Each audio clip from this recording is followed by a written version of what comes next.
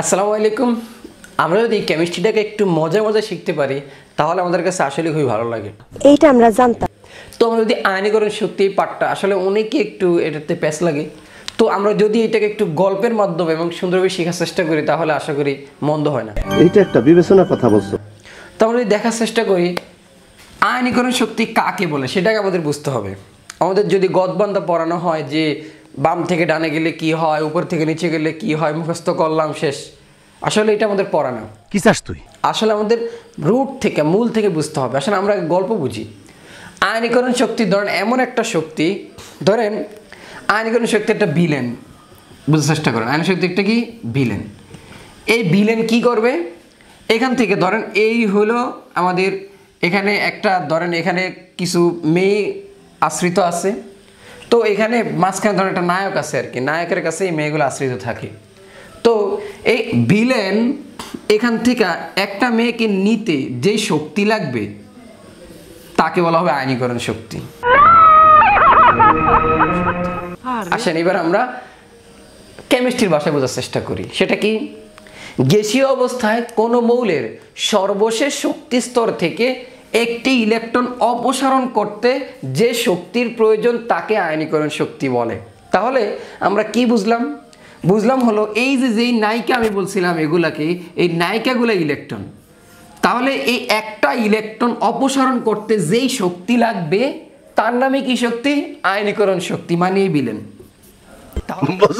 তাহলে আমরা আবার বলি সংজ্ঞাটা, গ্যাসীয় অবস্থায় কোনো মৌলের সর্বশেষ শক্তি স্তর থেকে একটি ইলেকট্রন অপসারণ করতে যে শক্তির প্রয়োজন তাকে আয়নীকরণ শক্তি বলে।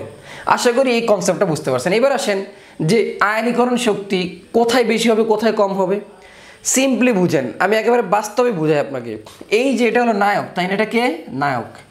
এই নায়কের কাছ থেকে এই নায়িকা যত দূরে থাকবে, মানে ব্যাসার্ধ যত বেশি হবে, কি হবে? ব্যাসার্ধ যত বেশি হবে এই যে এই ভিলেনের আয়নীকরণ শক্তি তত কি লাগবে? কম লাগবে। বোঝার চেষ্টা করেন, এখানে নায়ক থেকে যত দূরে থাকবে এই ভিলেন তত ঘায়েল করতে পারবে, নায়ক থেকে যত কাছে থাকবে ভিলেন নিতে একটু কি লাগবে? শক্তি বেশি লাগবে। তাহলে বোঝা গেল কি, ব্যাসার্ধ যত কম, এই দেখে ব্যাসার্ধ যত কম তখন শক্তি কি লাগবে? বেশি, কারণ নায়কের সাথে ফাইটিং করতে হবে। তাহলে আমরা এই পার্টটা লিখে ফেলি যে আমরা এখানে লিখতে পারি যে ব্যাসার্ধ যদি কম হয় তাহলে আয়নীকরণ শক্তি কি লাগবে? বেশি, বেশি লাগবে। আর যদি ব্যাসার্ধ যদি বেশি হয় আয়নীকরণ শক্তি হবে কি? কম। আপনারা এটা একটু সিম্পলি বুঝেন, আয়নীকরণ শক্তি লাগবে কম। একেবারে সিম্পল হিসাব।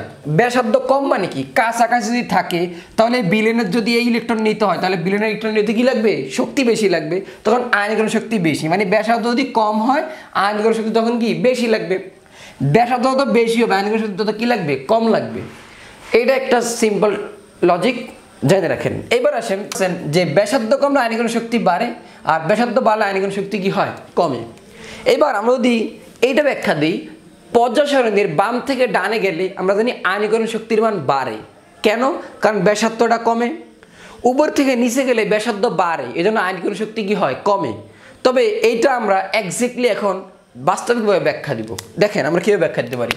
যদি আমি একটা পর্যায় নিয়ে কথা বলি, একটা পর্যায় sodium, magnesium, aluminium, silicon, phosphorus, sulphur, আমি যদি একটু চাপে লিখি, sodium, magnesium, aluminium, silicon, phosphorus, sulphur, chlorine, argon. আমি যদি এবার গ্রুপটা লেখার চেষ্টা করি, সোডিয়াম, তারপরে কি আছে বলেন তো? হালিনা কো রিবো সিস ফার। আশা করি এগুলো জানেন আপনারা। এবার আমি উপর থেকে নিচে গেলে ব্যাসার্ধটা কি হয়? বাড়ে। সেটা একটু আপনাদেরকে ব্যাখ্যা দেওয়ার চেষ্টা করি। দেখেন আমি যদি সোডিয়ামের ইনভেস্ট করি, সোডিয়ামের কত বলেন তো? 11। কয়টা দেখেন তো? 2, তারপরটাতে কয়টা থাকে? 8টা, তারপরটাতে কয়টা বলেন তো? 1টা। কয়টা শেল? 3টা শেল। এইবার পটাশিয়াম আছে না, পটাশিয়াম হলো 19। দেখেন যদি বলি 2টা, তারপরে কয়টা দেখেন তো? 8টা, তারপরটাতে কয়টা হয় বলেন তো? 8টা, এখানে কয়টা একটা। এইবার দেখেন তো ব্যাসার্ধ আস্তে আস্তে কি পেয়ে গেছে বলেন তো, বাড়ছে। ওই যে মাঝখানে নায়ক থেকে নায়িকাটা দূরত্ব কি গেছে, বেশি হয়ে গেছে। রুবিডিয়ামের কথা চিন্তা করো, রুবিডিয়ামে হবে 5টা, এরকম 5টা শেল, মানে আরও ব্যাসার্ধ বাড়তে থাকবে। ফ্রান্সিয়ামে আর 6টা শেল, তাহলে আরও বাড়তে থাকবে। তাহলে আস্তে আস্তে উপর থেকে নিচে গেলে আমরা এবার বলবো যে উপর থেকে নিচে গেলে একটি একটি করে কি বাড়তে থাকে, শেল বা শক্তিস্তর বাড়তে থাকে। শক্তিস্তর বাড়া মানে কি বলেন তো, শক্তিস্তর বাড়া মানে ব্যাসার্ধ আস্তে আস্তে বাড়তে থাকে। তাহলে উপর থেকে যদি নিচে যাই তাহলে আমরা দেখি ব্যাসার্ধ বাড়ে। কি বাড়ে, ব্যাসার্ধ বাড়ে। দেখেন যেহেতু ব্যাসার্ধ বাড়ে সেহেতু আয়নীকরণ শক্তি কমে। সেহেতু কি কমে, আয়নীকরণ শক্তি কমে। আশা করি এইটুকু বুঝতে পারছেন। এইবার আমরা যাব বাম থেকে ডানের কথায়। বাম থেকে ডানে গেলে কি হয়, এই সোডিয়াম ম্যাগনেসিয়ামটার কথা চিন্তা করেন। 2টা 8টা কয়টা হয়েছে বলেন তো, 10টা। আর এখানে কয়টা, 2টা। দেখেন শেল কিন্তু একই।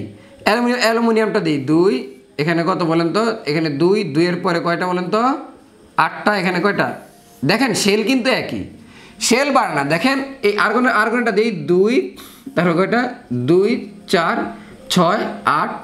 এইবার একটু লক্ষ্য করে দেখেন এখানে শেল কিন্তু 3টাই, শেল কিন্তু 3টাই, শেল কিন্তু 3টাই। একটু বোঝার চেষ্টা করেন। আমি যখন বাম থেকে ডানে যেতেছি, বাম থেকে ডানে যেতেছি, শেল কিন্তু বাড়ে না। কিন্তু আমাদের কি হয় বলেন তো, একটি একটি করে ইলেকট্রন বাড়ে। শেল বাড়ে না, কিন্তু একটা একটা করে কি বাড়ে, ইলেকট্রন বাড়ে। এখন দেখেন আমরা জানি নায়িকা অবশ্যই এই নায়কের কি করে আকর্ষণ করে, তাই না? এখন একটা নায়িকা দেখেন নায়কের যে আকর্ষণ করে যতটুকু কাছে আসতে পারে, এই আর্গনের এখানে কড়া নায়িকা দেখেন তো, সৌরশক্তি স্তরে কড়া নায়িকা 8টা নায়িকা। এই 8টা নায়িকা বা 8টা ইলেকট্রন, বোঝার চেষ্টা করেন। একটু স্লাং মনে হইলো, একটু বোঝার জন্য কিন্তু এগুলা আপনাদের জন্য কাজে লাগবে। দেখেন এই 8টা নায়িকা কি করে বলেন তো, তার দিকে আরো বেশি, আমরা জানি এই নিউক্লিয়াস মানে নায়ককে, নায়ক মানে নিউক্লিয়াস, আমি এটার আবার ব্যাখ্যা দিয়ে দিব, কেমিস্ট্রির ব্যাখ্যাও দিব। এই নায়কের দিকে বেশি দূরে বেশি আকর্ষণ করতে পারে, এই জন্য ব্যাসার্ধ আস্তে আস্তে কি পায়, হ্রাস পায়।